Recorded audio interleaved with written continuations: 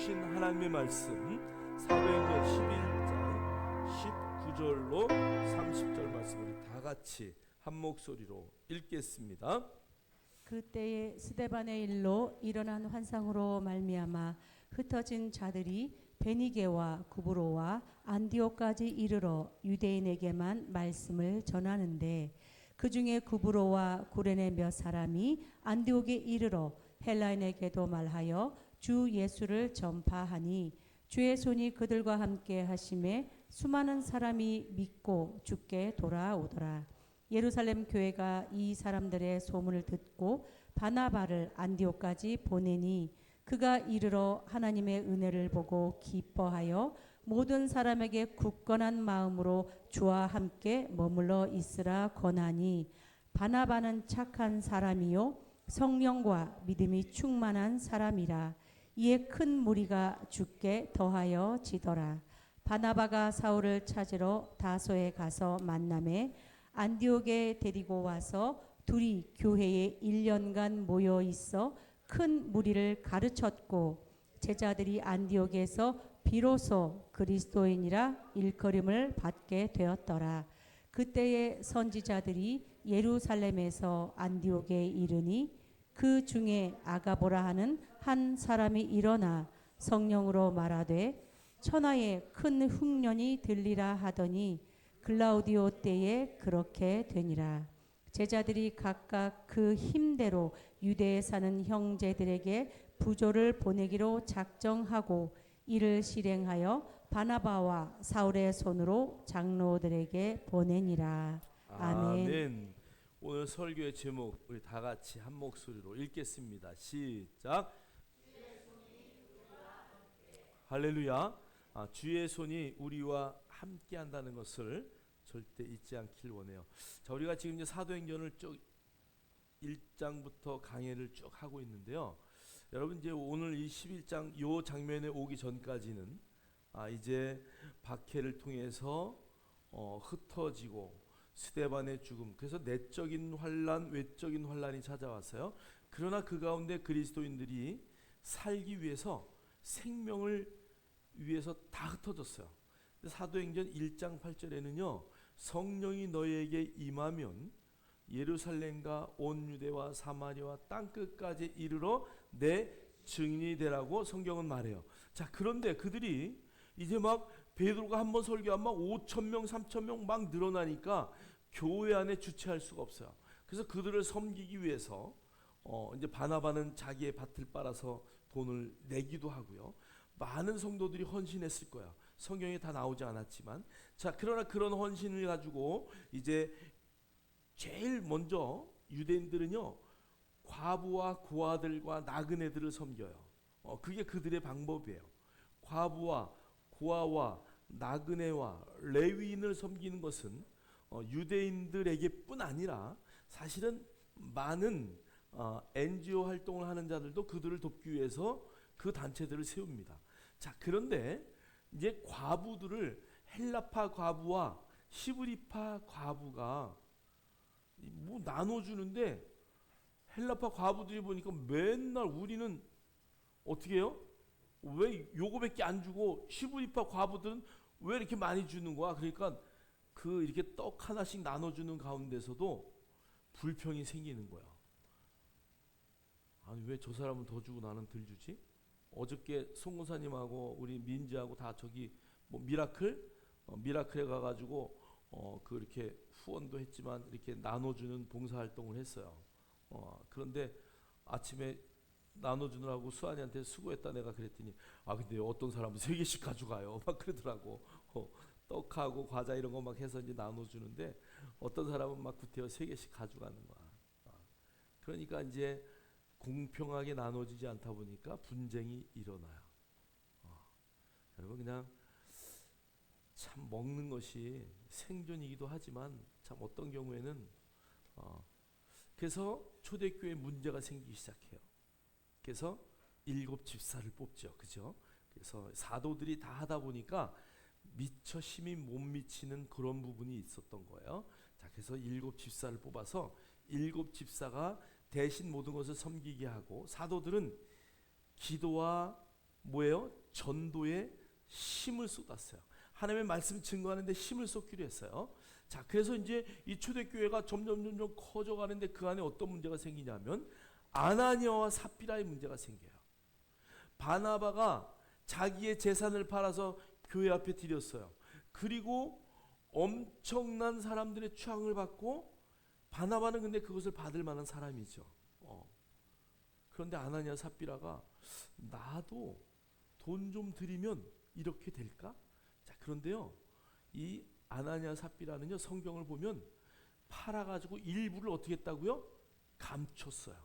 여러분, 이 감춘 것은 누구 것을 감춘 거예요?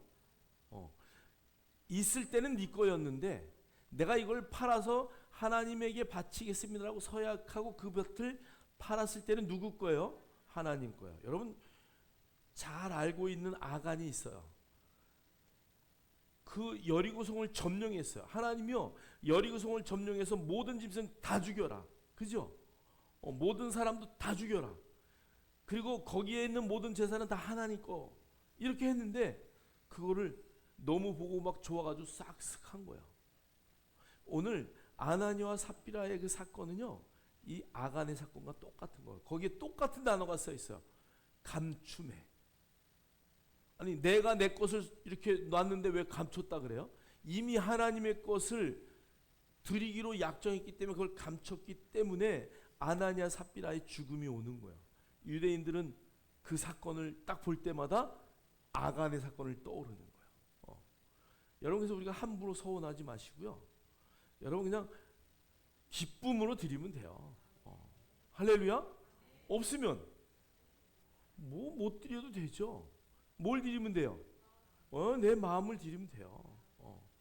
또 보이지 않는다고요? 아니요, 다 보여요, 마음은. 자, 그러니까 오늘 그 사건 때문에 이제 아나니아와 삽비라 부부가 죽는 사건이 일어나고 초대교회 엄청난 내부에 문제가 생겨요.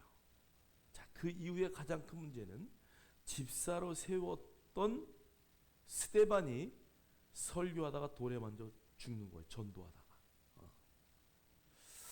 자, 그러니까 그 당시에 집사는요, 생명 걸고 복음도 전했고, 그 당시에 집사는요, 빌립을 보세요. 정말 그 아래 저 밑에 그 사막 땅 그 끝까지 가서, 지금 말하면 가자지구 거기까지 가가지고 그 내시에게 복음을 전할 정도. 마차가 달려가는데 뛰어가서 그걸 탔다, 이건 축지법 아니면 불가능하다고 그러잖아요. 그러니까 그런 방법으로 하나님의 성령의 도우심으로 그런 엄청난 일을 했던 집사들이에요. 오늘날 집사들이요, 집만 사지 말고 정말 우리가 어디에다가 나의 중심을 두어야 될 것인가를 잘 생각하셔야 돼요. 자, 그래서 이 스데반이 죽은 다음에 이제 사울이라는 청년이 다 죽이겠다, 막 이런 생각을 가지고 그리스도인들을 핍박하니까 그들이 다 흩어진 거예요. 자, 그 흩어지는 가운데 이제 고넬료의 사건이 일어나서 베드로가 그 고넬료 이방인에게 복음을 전하고 그들과 함께 밥을 먹는 이제 그런 일 때문에 우리가 지난 시간에 논란이 일어났던 일들을 우리가 이제 성경을 통해서 보았어요. 자, 그리고 나서 이어지는 스토리가 오늘의 이야기예요. 자, 그러니까 이제는 이 예루살렘 땅 안에서 그 지역을 왔다 갔다 하는 정도가 아니라 이제 멀리 어디까지요? 안디옥까지 복음을 전하는 사건이 일어나요. 자, 그래서 여러분 이제 그 안디옥까지 가는 그들의 사건을 통해서 하나님의 손이 함께 하신다는 것을 오늘 성경은 우리에게 말하고 있어요. 자, 그래서 이제 그 예루살렘 지역을 벗어나서 이방 지역으로 아예 나가서 복음을 전하는 그런 놀라운 역사가 나타나요. 여기 보면은요, 안디옥은요, 예루살렘에서 저 꼭대기, 지금으로 말하면 요르단 그 위쪽에 지금 막 그 폭격을 막 하고 있는 바레인 요쪽 지역이에요. 자, 거기까지 이제 믿는 유대인들이 흩어져서 복음을 전하는 그런 일들이 벌어지는 거죠. 자, 그다음 오늘 성경의 본문에 보니까 뒷장 넘겨봐 주세요. 구레네가 나오죠. 구레네. 자, 구레네는 어디냐 하면은요. 요 밑에 애굽을 지나서 아프리카 지역으로 쭉 올라오는 저 지역이 지중해를 놓고, 그러니까 저기서부터 그 안디옥까지 믿는 사람들이 복음을 전하기 위해서 아까 그 안디옥, 수리아 안디옥까지 갔다는 얘기예요. 그러니까는 엄청나게 많은 게, 지금은 교통이 좋아서 다니지만 배로 다니고 걸어 다니고 막 이럴 정도로 그들이 지역을 옮겨가면서 복음을 전했다는 것을 우리가 잘 알 수 있어요. 자, 우리 한번 19절부터 21절 한번 읽겠습니다. 시작. 그때에 스데반의 일로 일어난 환란으로 말미암아 흩어진 자들이 베니게와 구브로와 안디옥까지 이르러 유대인에게만 말씀을 전하는데, 그 중에 구브로와 구레네 몇 사람이 안디옥에 이르러 헬라인에게도 말하여 주 예수를 전파하니, 주의 손이 그들과 함께 하심에 수많은 사람들이 믿고 주께 돌아오더라. 아멘. 자, 그러니까 스데반의 일로 막 흩어졌어요. 자, 그런데 흩어진 자들이 베니게와 구브로와 안디옥까지 이르러 유대인에게만 말씀을 전했다는 얘기예요. 이 사람들은 어떤 사람일까요? 예루살렘에서 온 사람들이에요. 자, 그러니까 우리는 복음을 전해요. 바울도요, 복음을 전할 때 제일 먼저 누구한테 전해요? 유대인에게 전해요. 믿는 사람들이니까. 그들은 하나님을 믿잖아요. 자, 그러니까 그들이 믿는 하나님에 대한 것들을 예수님으로 바꾸어줘서 그 구약의 모든 예언이 누구였다? 예수 그리스도였다. 요거만 연결해 주면 되니까 복음 전하기가 쉬울까 어려울까요? 쉬워요. 그러니까 그 하나님을 믿는 그 베이스의 믿음이 있기 때문에 그들에게 복음을 전했다는 거야. 여러분, 북한에서 오신 분들이, 예수 믿는 사람들이 굉장히 많아요. 왜 그럴까요? 제가 왜 그럴까 이만감을 보면서 생각해 봤어요. 우리 지난 시간에 이제 만나러 갑시다 한번 했잖아요. 고넬료 이야기할 때. 이만감에 보니까요, 북한 사람들은요, 그 김일성 자리에다가 하나님만 딱 집어넣으면 돼. 김일성 자리에 예수님만 집어넣으면 돼. 북한에서는요, 교회를 가서 건물 질 이유도 없어. 그 동네마다 요 정치 교육 해주는 그 모든 그 마을회관 같은 게 너무 많아요. 거기만 점령하면 된대. 교회 질 필요도 없대요. 가서 거기다 십자가만 달면 되는 거야. 그리고 요 김일성, 김정일, 김정은이 들어갔던 여기에다가 예수님, 하나님만 쏙 집어넣어주면 끝. 그들이 막 피난이 아니지 탈출을 하면서 막 극한 상황에 언제 어떻게 들었는지 자기도 기억이 안 나지만, 김일성 장군님 나를 도와주세요, 이 소리가 나올까? 김일성 그 나라를 도망가는데, 그런데 자기도 모르게 하나님 진짜 계시다면 나를 좀 도와주라우 막 그러고 기도했대. 자기도 그 기도를 왜 했는지 모르겠대. 아니, 맨날 김일성 장군 아바에 이르고 찾다가 어느 날 정말 위급한 상황에 기도를 하는데, 아니, 김일성 아바에게서 내가 도망가고 있는데 김일성 아바에는 찾을 수 없고, 그럼 누굴 찾아야 되지? 그러니까 하나님 아버지를 찾았다는 거야. 여러분, 그냥 집어넣기만 하는 거예요. 자, 그래서 그 유대에서 온 사람들은 유대인에게만 복음을 전했지만, 이 구브로와 구레네에 흩어졌던 그 사람들, 자, 그러니까 이방의 물을 먹은 유대인이나 또 이방에서 유대인들의 복음을 받았던 사람들은 이제 헬라인에게도 말하여 예수를 전파했다는 거예요. 그러니까 여러분, 복음은요, 헬라인이나 이방인이나 뭐 누구에게나 다 전해야 될 줄 믿습니다. 우리는 복음 전하다가 할아버지 할머니 막 이런 분한테만 전해. 그냥 멋지게 양복 입고 가는 신사들에게는 전도지를 주면 거절당할까봐 아예 안 한단 말이에요. 그럼 그러지 마시고, 이왕이면 멋진 신사에게도 전하고, 또 뭐 곧 돌아가실 할머니 할아버지에게도 전하고, 아이들에게도 전하고. 그러니까 우리가 미리 구분할 필요가 하나도 없다. 자, 그런데요, 이 헬라인에게도 복음을 전할 때 주의 손이 그들과 함께 했다는 얘기야. 자, 그러니까 우리가 복음을 누구에게 전할까? 이렇게 내가 이렇게 딱 정하지 말고 그 복음을 증거하면 하나님이 반드시 일할 줄 믿습니다. 자, 그래서 수많은 사람들이 이제 하나님께로 돌아오는 거예요. 자, 오늘 이 사건의 단초는 환난으로 말미암아요. 스데반이 죽음으로 그 환난 때문에 흩어졌지만 그 흩어진 것이 엄청난 복이 된 거예요. 여러분 한번 저 원어의 밑에 부분 한번 볼게요. 자, 고통과 억압, 환난, 즉 무거운 것으로 짓누르다, 이런 뜻이에요. 이 환난으로 말미암아라는 들립세스라는 저 단어가 그런 건데요. 심리적인 우울감이나 철학적 번뇌가 아닙니다. 내 삶의 사방에서 물리적으로 짓누르는 강력한 압착 과정이다. 자, 그러니까요, 바울의 일행이 바울이 사울이었을 때 믿는 자들을 내가 다 잡아 죽이리라. 그리고 어디까지요? 다메섹까지 가잖아요. 근데 거기서 하나님을 만나기 전까지는요, 예루살렘의 예수 믿는 자들에게는 울음이 넘쳤다 그래요. 그리고 감옥에 다 갇혔다 그래요. 자, 그러니까 예수 믿어? 그러면 막 그냥 잡아 죽이고 감옥에 집어넣고 하니까 그냥 철학적으로 아이고 환난이야 괴로워 이게 아니라 정말 물리적으로 막 짓누르는 압착감 때문에 다 도망간 거야. 여러분, 그런 압착 때문에 우리가 자리를 피해요. 그런데 그 피해서 간 곳에 하나님의 놀라운 손이 이미 준비하고 있다는 거야.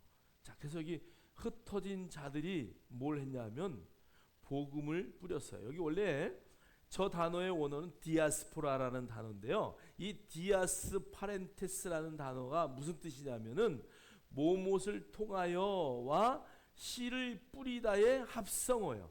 자, 그러니까 오늘 흩어진 자들이 뭐 했냐고요? 씨를 뿌렸다는 거예요. 그러니까 이 흩어진 자들은 다 뿌려진 씨앗이다.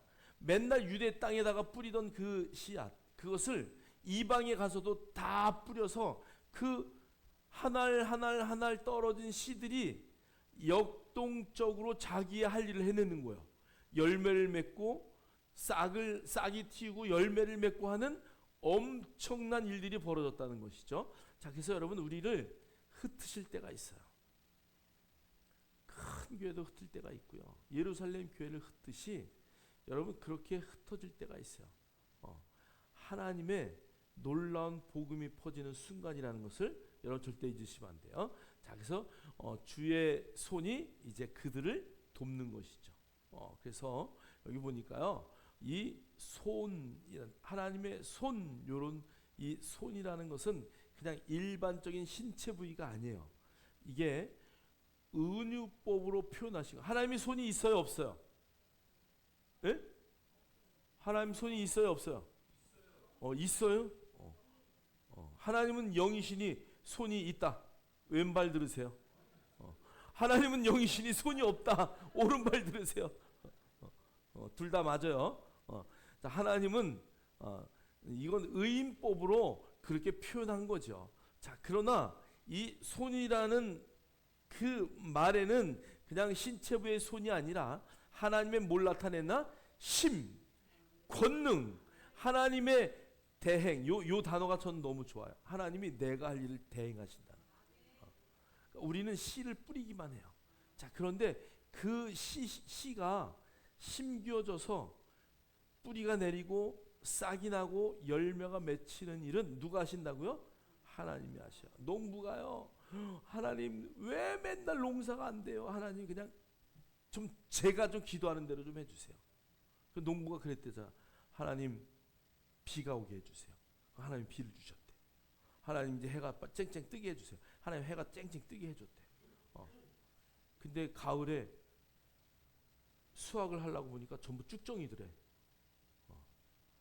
여러분, 햇빛과 물만 있으면 되는 거예요? 아니요, 바람도 불어야 되고, 그 다음에 새들이 와서 또 벌레들이 와서 수정도 해야 되고 막 이런 일들이 다 있어야 되는데, 하나님 제발요, 제가 좀 하라는 대로 좀 해주세요. 우리의 한계는 그거예요, 그냥. 그러니까 여러분, 하나님의 손이 일하시는 것이 엄청난 능력이라는 것을 여러분 절대 잊으면 안 됩니다. 할렐루야. 사실 오늘 여기 설교는요, 제가 4편이나 만들 수 있는 건데 한 편에 하느라고. 자, 은혜는 읽겠습니다. 시작.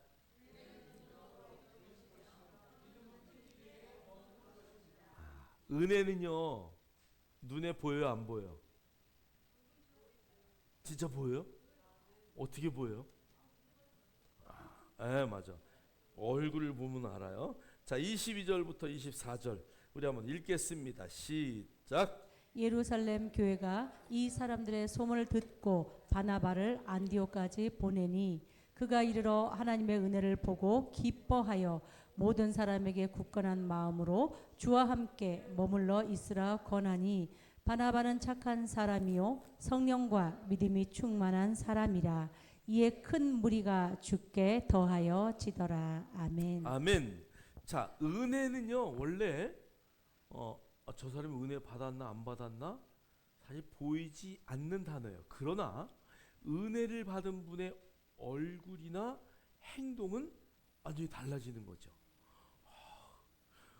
은혜 받았는데 왜 얼굴이 그 모양이에요? 뭐 이럴 때 있잖아, 그죠? 예. 그러니까 은혜는 어디로 제일 먼저 나타나요? 얼굴에 나타나, 얼굴에. 그래서 얼굴은요, 얼꼴이에요. 나의 생각이 나타나는. 그래서 우리 원래 순수한 한글은 얼꼴이에요. 얼꼴, 얼굴이 아니라 얼꼴. 요 안에 내 생각과 모든 것이 다 드러나는 거야. 한번 웃어보세요. 옆 사람 보고 한번 웃어보세요. 얼굴이 벌써 다르잖아. 한번 욕 한번 해보셔. 얼굴이 벌써 찌그러지는 거야. 자, 그러니까 우리가 이 우리의 이 페이스 안에, 얼굴 안에는 모든 게 다 나타나요. 자, 그래서 오늘 바나바가 가서 이렇게 22절 예루살렘 교회가 이 사람들의 소문을 듣고 바나바 제일 믿을 만한 친구를 보내요. 안디옥으로 보내요. 자, 그런데 그가 가서 보니까 하나님의 은혜를 보았대요. 그들의 얼굴을 보니까 기뻐하고 감사하고 막 그냥 얼굴에 막 어쩔 수 없는 막 이런 것들이 있는 거야. 자, 그런데 얼굴에 은혜가 넘친 다음에 우리가 해야 할 것은요, 그 은혜가 떠날까 봐 굳건한 마음으로, 믿음으로 그 은혜를 지켜내는 것이 너무 중요해요. 은혜 받았는데요, 나가다가 돌뿌리가 있어가지고 탁 넘어졌어. 에이 18, 28 누가 돌을 여기다 놨냐 막 이거 하면은 은혜가 어떻게 될까? 금방 없어지는 거야. 그러니까 은혜를 받았다. 그러면 그 은혜를 어떻게 해야 된다고요? 잘 보존해야 돼. 그래서 은혜는 뭐가 있어야 되냐면 믿음이 있어야 돼. 믿음이.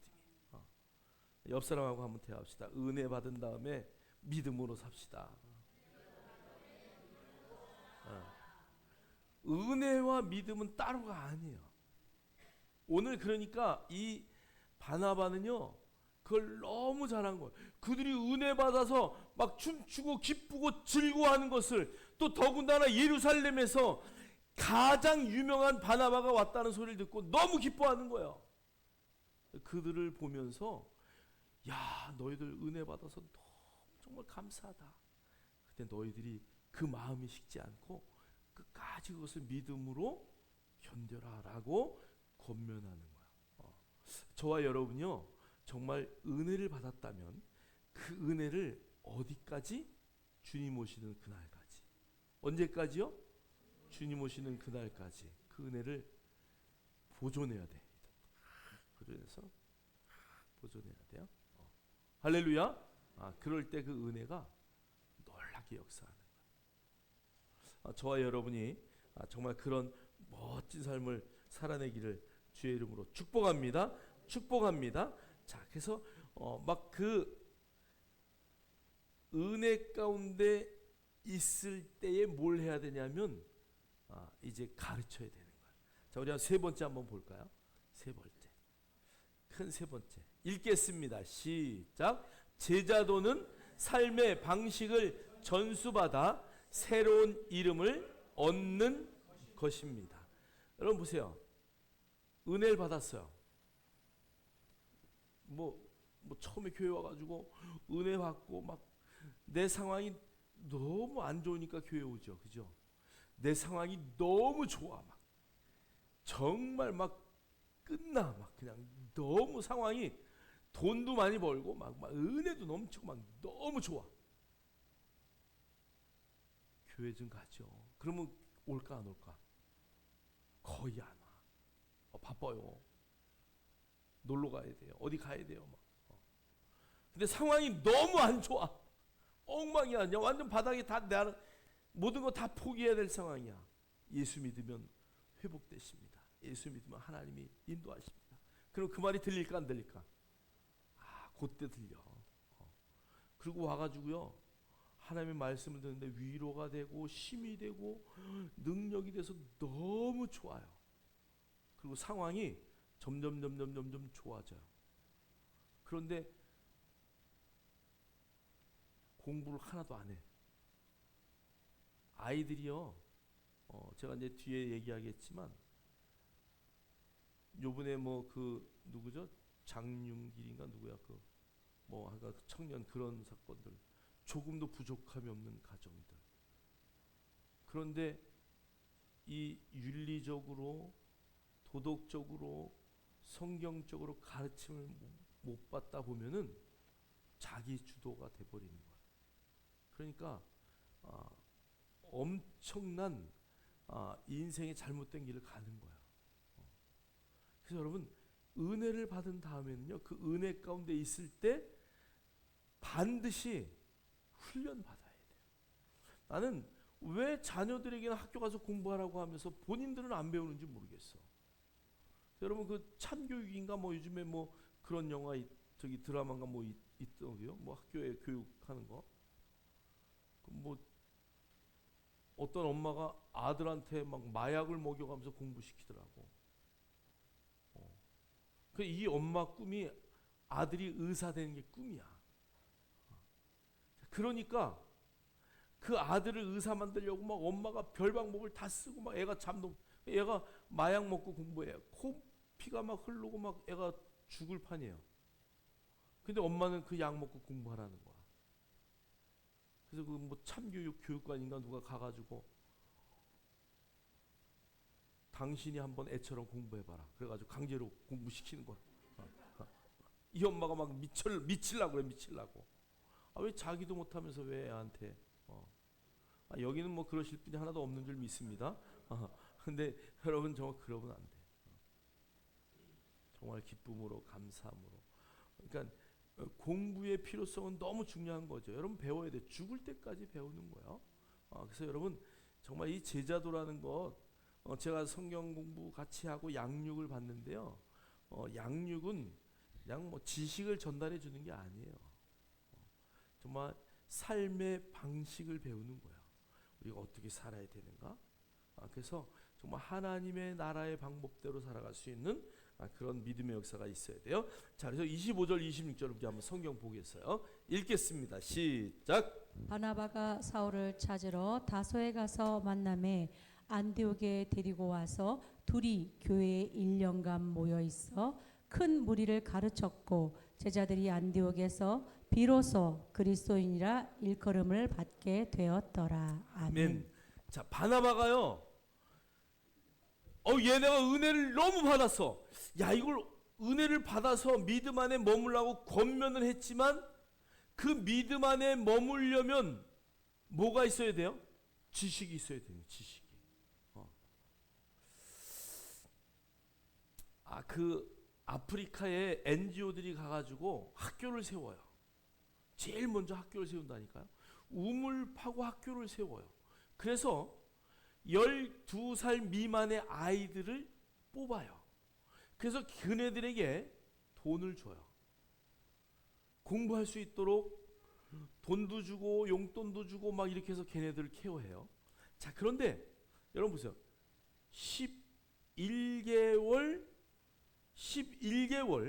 아니 그러니까 11살 11개월 된 아이들은 제외예요. 그다음에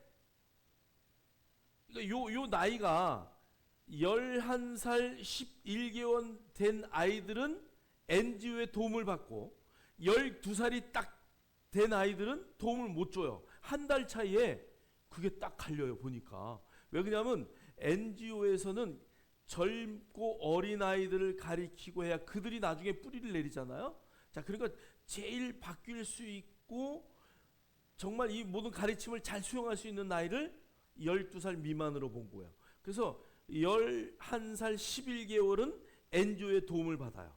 자, 그런데 12살, 한 달 차이 나지만 12살은 NGO의 도움을 못 받아요.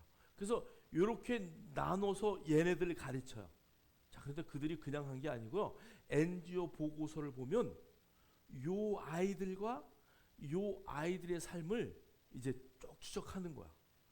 이제 초등학교 졸업했어요. 중학교 가요. 고등학교 가요. 대학교를 갔나. 요 조사하는 거야. 근데 요 도움을 못 받는 애들은 학교를 더 공부할 수 있을까 없을까?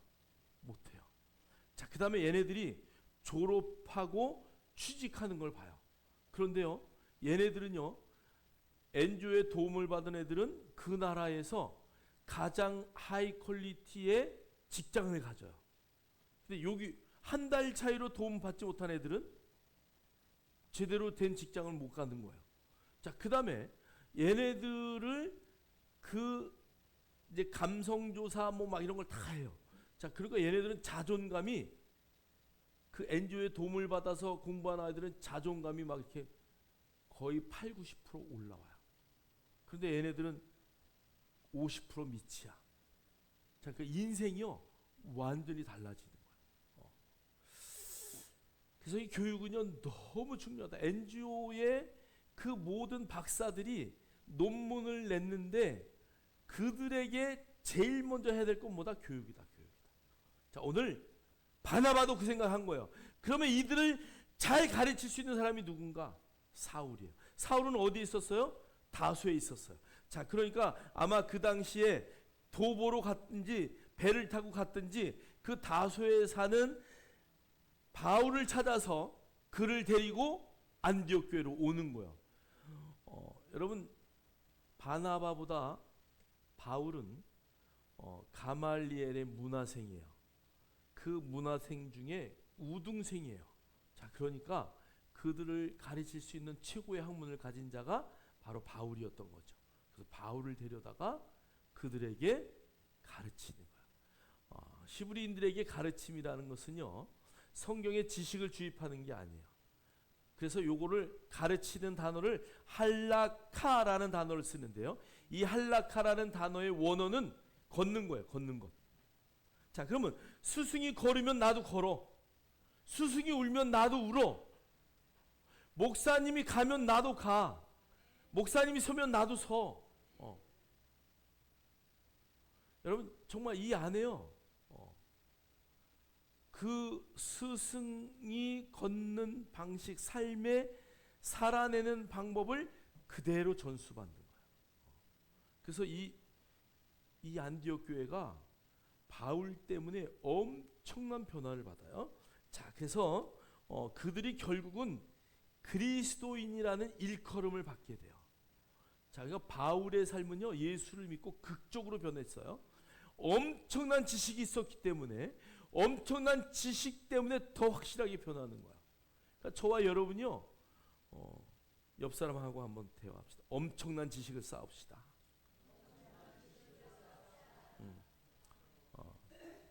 이거는 세상에 통계적으로 나온 거야. 이 안에 있는 만큼 변화되는 거야. 이 안에 없으면 변화가 안 돼. 그러니까 우리가 책을 보고 배우고 남의 말을 경청할 줄 알고, 이거는 제발 부탁이지만 죽을 때까지 하셔야 돼. 아멘은 하는데 안 배워. 배워요? 아멘? 네, 진짜 아멘 하셔야 돼. 죽을 때까지 배워야 돼. 요즘에 담배 겉봉지를 내가 보니까 깜짝 놀랐어. 간의 그림을 그려놨더라고. 폐의 그림을 그려놨어. 막 그 암 걸린 막 이런 거 막 그려놨어. 아니, 이걸 보고 어떻게 담배를 펴? 예? 아, 이거 안 봐요? 담배 가게 보니까 이게 있던데, 보니까 그걸 안 보나? 아, 그러니까 아니 담배를 딱 살 때 담배 딱 보면 여기 막 그런 엄청난 것이 그려 있는데 그걸 그냥 핀다는 것은 뭐가 없는 거야? 지식이 없는 거야. 아, 담배를 피면 이렇게 하나님의 몸인 내 성전이 망가지는구나. 이걸 모르니까 피는 거야. 뭐가 없으니까? 지식이 없으니까. 여러분 알코올 중독자들 한번 그 리포트 한번 보세요. 이 머릿속에 뇌사가 막 일어나가지고 그들의 인지가 또 안 먹으면 막 떨고 중독이 돼서. 그런데 그런 거를 모르니까 먹겠죠? 안 보고 피듯이. 그 지식은 너무 중요한 거야. 물론 여러분 결단도 필요하죠. 그러나 우리가 정말 하나님의 말씀을 읽고 배우고 습득해서 오늘 성경에 보니까요. 그 안디옥에 있는 사람들이 그리스도인이라는 일컬음을 받게 되는 거야. 저와 여러분이요. 어디 나갔을 때 저분은 그리스도인이야. 저 사람은 예수님 같은 분이야. 그런 말을 들어야지. 아니, 저분이 예수 믿는다고? 요전날 막 승질내고 막 난리 났던데. 이러면 돼요, 안 돼요? 안 되는 거야. 저분이 목사라고? 요전날 여기 와서 술 찼던데? 그럼 돼요, 안 돼요? 안 되죠. 아니, 왜 스님은 뭐 고기도 먹고 뭐 뭐도 하는데 왜 목사가 그거 먹으면 막 난리가 나? 물론 저는 안 먹어요. 오해하지 마세요. 근데 여러분 목사뿐이겠어요? 예수 믿는다고 하는 것들이 그건 예수 믿는 사람들에 대한 기대감이 있다는 거예요. 그리스도인에 대한 기대감이 세상은 있다는 거예요. 아직도. 그래서 여러분 나는 공인이다라는 생각을 하셔야 돼요. 나는 여러분 우리가 이 땅에 살지만 우리는 이 땅에 속한 자가 아니라 그러잖아요. 어디에 속해 있어요? 하늘에 속해 있어요. 천국이 우리의 나라예요. 근데 우리의 행동이 그리스도인이라 일컬음을 받지 못하면 아무 의미가 없다는 거예요. 그래서 여러분 하나님의 말씀을 배우셔야 돼요. 성경을 읽으셔야 돼요. 그리고 내 안에 그리스도인이라는 자부심을 갖고 정말 세상을 살아낼 수 있는 놀라운 눈을 갖기를 주의 이름으로 축복합니다. 우리 뒷장 한번 넘겨보세요. 네. 자, 누군가 우연히 붙여진 이름이 아니에요. 요 그리스도인이라고 붙여진 그 단어가요. 우리 한글은 수동태, 능동태 이런 게 없어요. 그러나 요 영어나 헬라어는 수동태로 되어 있어요. 요 수동태라는 말은 나 그리스도인이야. 나는 예수 믿는다니까 내가 이렇게 주장하는 게 아니고 그들이 봤을 때 내가 하는 행동을 보고 저분은 예수님 닮았어. 저분은 예수님이야 라고 그들이 불러주는 거. 이게 수동태예요. 내가 주장하는 게 아니라 다른 사람이 보고 이 사람은 예수님 같아. 이렇게 붙여준 이름이에요. 여러분 이 수동태라는 단어는 너무 중요한 거예요. 외부로부터 그 사람은 맞아. 그런 분이야 라고 인정해 주는 것. 여러분 이 그리스도인이라는 이름이 이렇게 붙여졌다는 거예요. 그 안디옥에 있는 사람들이 은혜를 받고 그 은혜를 믿음으로 지켜가면서 바울을 통해서 1년 동안 하나님의 말씀을 배우고 그 배운 말씀 때문에 세상 사람들에게 저들은 그리스도이다. 여러분 안디옥은 어떤 동네냐면요. 바닷가하고 가까운 동네예요. 그리고 안디옥에 가면은요. 아데미 신상이 엄청나게 큰 곳이 있어요. 그리고 여러분 이 해안가이기 때문에 뭐가 많겠어요? 술집이 많고요. 향락촌이 많아요. 그리고 이 안디옥 교회는요. 잘 사는 동네예요. 장사를 해도 잘 돼요. 배가 들어와서 한번 돈 풀면은요. 엄청나게 푸는 동네잖아요. 자, 그래서 막 돈 많고 술집 많고 그다음에 창녀들 많고 그다음에 여러분 아시죠? 그 아데미 신전에서 일어나는 그 엄청난 일들이요. 그런 음란이 막 판치는 동네라고요. 근데 그 가운데에서 그리스도인이라고 불려지는 저들의 삶의 방식은 우리와 달라 라고 하는 그 이름이 불려졌다는 것은 엄청난 은혜고 엄청난 결단이고 엄청난 축복의 통로라는 것을 우리가 알 수 있어야 돼요. 자, 저와 여러분이 어디에 있든지 그런 삶을 살아낼 수 있기를 주의 이름으로 축복합니다. 자, 그다음 우리 네 번째 한번 볼까요? 이 안디옥 교회는 어떤 교회냐? 한번 다 같이 한번 읽겠습니다. 시작.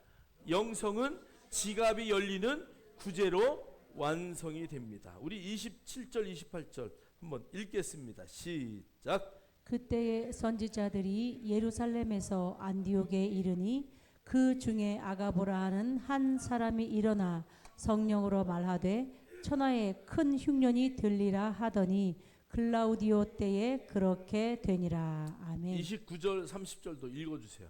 제자들이 각각 그 힘대로 유대에 사는 형제들에게 부조를 보내기로 작정하고 이를 실행하여 바나바와 사울의 손으로 장로들에게 보내니라. 아멘. 아멘. 자, 그래서 그 아가보라는 사람이 이 글라우디오 황제 때에 가뭄이 일어날 걸 예언했어요.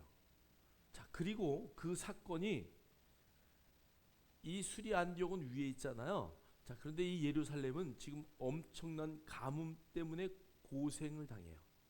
자, 그랬을 때 이 안디옥 교회가 어디를 도와요? 예루살렘 교회를 돕는 거예요. 그래서 우리 성경에 부조를 보냈다. 이 단어가 어떤 단어냐면요.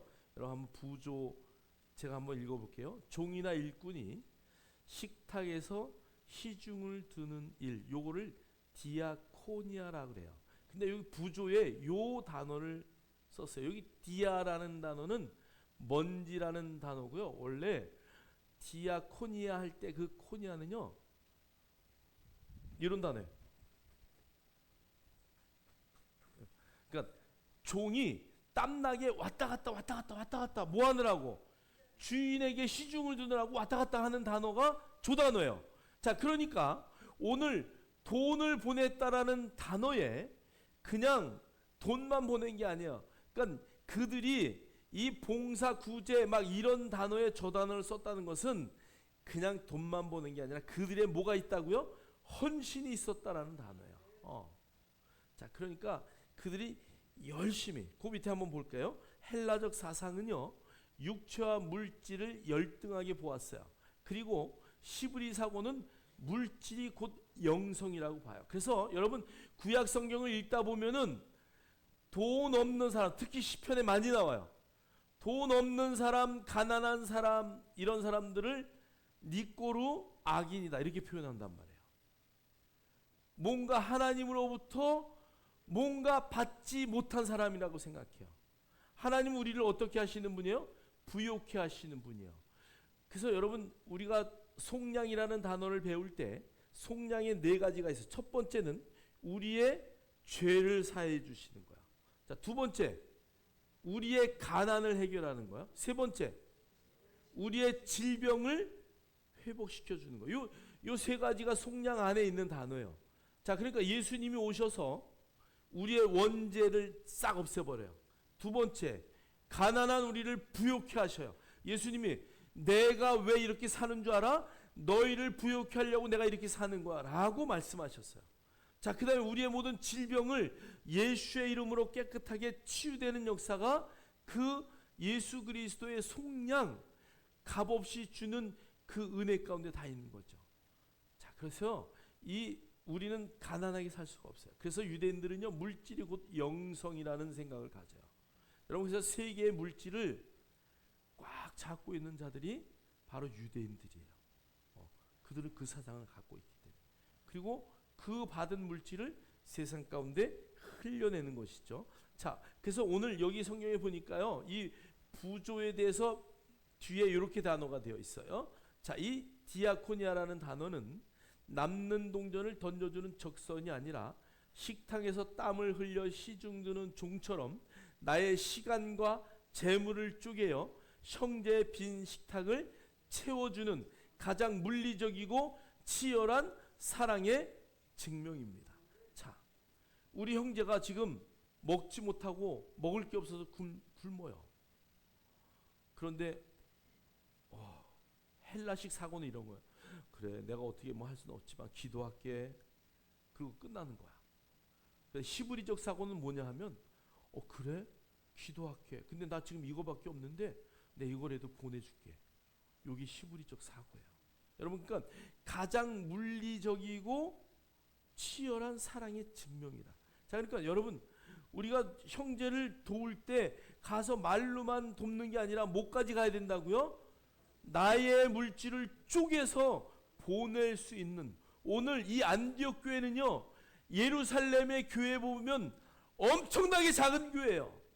예루살렘의 교회와 비교하면 여기 생긴 지 얼마 안 된 교회예요. 왜 개척교회는 왜 선교비도 못 보내고 누구 돕지도 못하나요? 여러분, 그러면 안 되는 거야. 우리 교회는 3년 만에 선교사들에게 후원하는 교회가 됐어요. 성도는 많지 않지만 정말 여기 계신 분들은 너무 훌륭해요. 여러분, 10만 원, 5만 원 보내기가 쉬운 일이 아니에요, 사실. 근데 그것을 떼내서 어떻게 하든 그걸 보내는 거예요.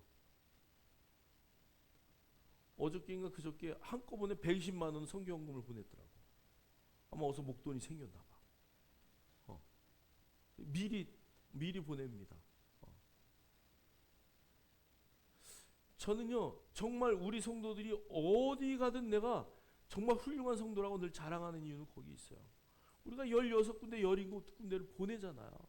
어쨌든 5만 원이 됐든 10만 원이 됐든 들어오는 대로 하여간 우리가 보낼 수 있다는 것은 너무 감사한 거야.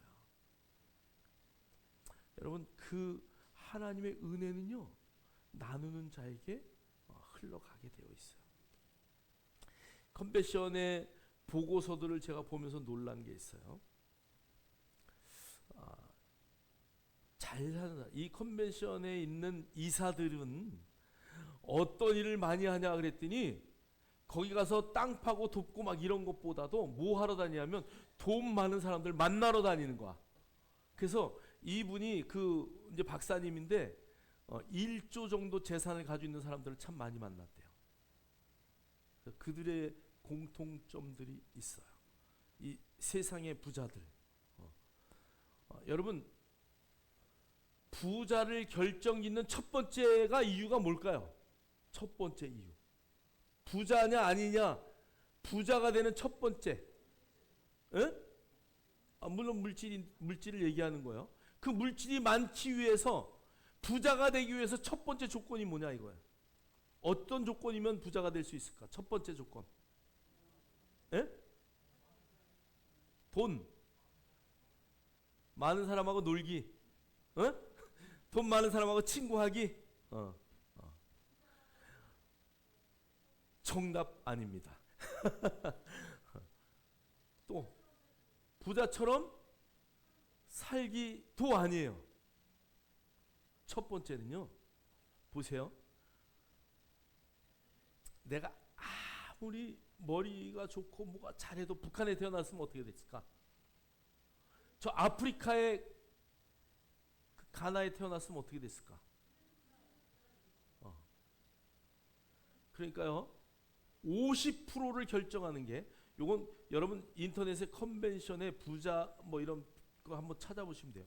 50%가 국가예요, 국가. 어느 나라에 태어났느냐. 자, 그래서 이런 보고서를 썼어요.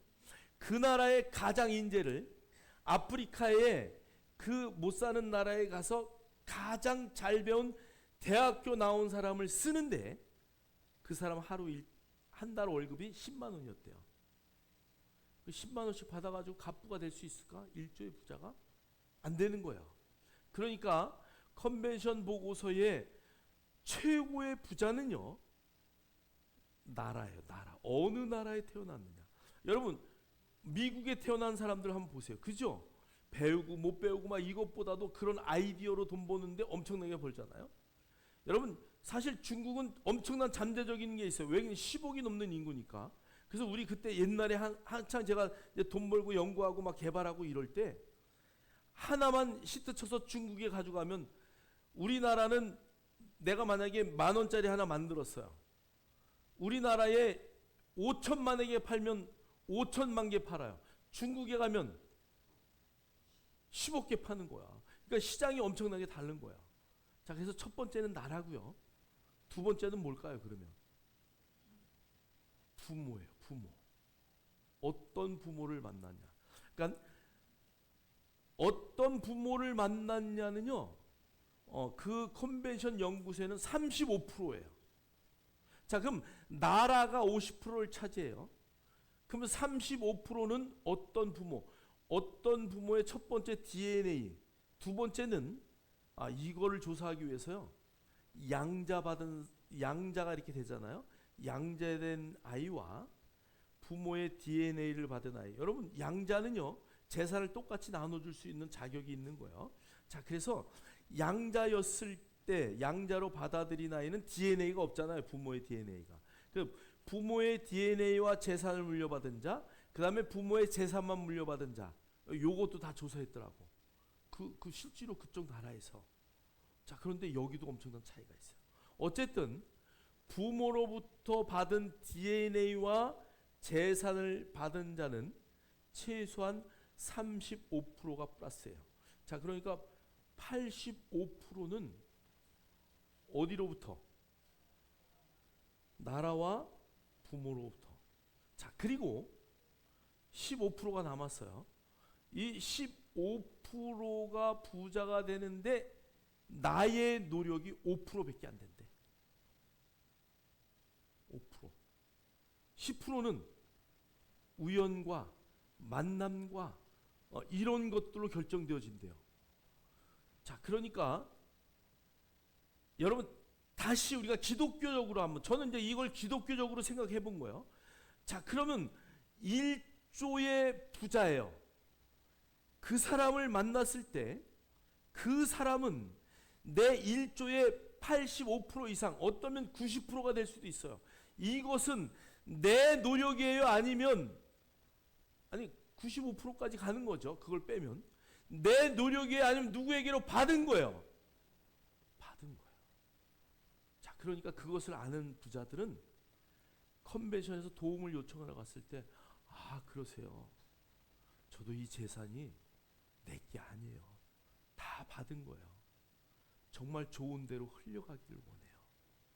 그런 자세로 나온다는 거예요. 그래서 그들이 거의 기부를 많이 한다는 거예요. 어떤 부자는 자기의 50%를 별도 통장을 만들어서 하나님이 흘려보내길 원하는 곳에 흘려보낸다는 거예요. 자, 1조니까 5천억을 빼내서 그것을 흘려보낼 곳에 어떻게 흘려보낼까? 물론 이건 우리나라뿐이 아니라 세계를 다 다니면서 통계를 낸 거니까요. 자, 그러니까 여러분의 가지고 있는 재산의 85%에서 90%내 노력이 아니라 나라로부터, 부모로부터, 아니면 어떠한 외부의 도움으로부터 얻은 거야. 사실 내 노력은 그렇게 많지 않다. 그런 얘기를 하는 거야. 그러니까 우리가 가지고 있는 모든 부여는 어떻게 보면 하나님으로부터 온 것이다 라는 것을 말하고 싶은 거야. 그러니까 여러분, 오늘 이 예루살렘 교회와 안디옥 교회는 비교 대상이 아니에요. 비교 대상. 그럼에도 불구하고 그들이 최선을 다해서 예루살렘 교회에 바나바와 바울의 손에 헌금을 들려서 보낸 돈이 얼마라고 성경에 써 있지 않아요. 그러나 그것을 그들이 쪼개어서 보낼 수 있었던 것은 엄청난 마음이었다는 것이죠. 금액이 크고 작은 게 아니라 정말 나에게 허락한 하나님의 물질을 흘려보내는 자세로 살아가는 것은 너무 중요하다. 여러분, 그런 자에게 하나님의 놀라운 손이 돕는 거예요. 저와 여러분의 인생 가운데 그 하나님의 손이 늘 도울 수 있도록 여러분들이 나에게 주신 물질, 나에게 주신 그 모든 것들이 흘러갈 수 있도록 하나님의 손이 함께하는 놀라운 은혜의 손들이 되기를 주님의 이름으로 축원합니다. 축원합니다.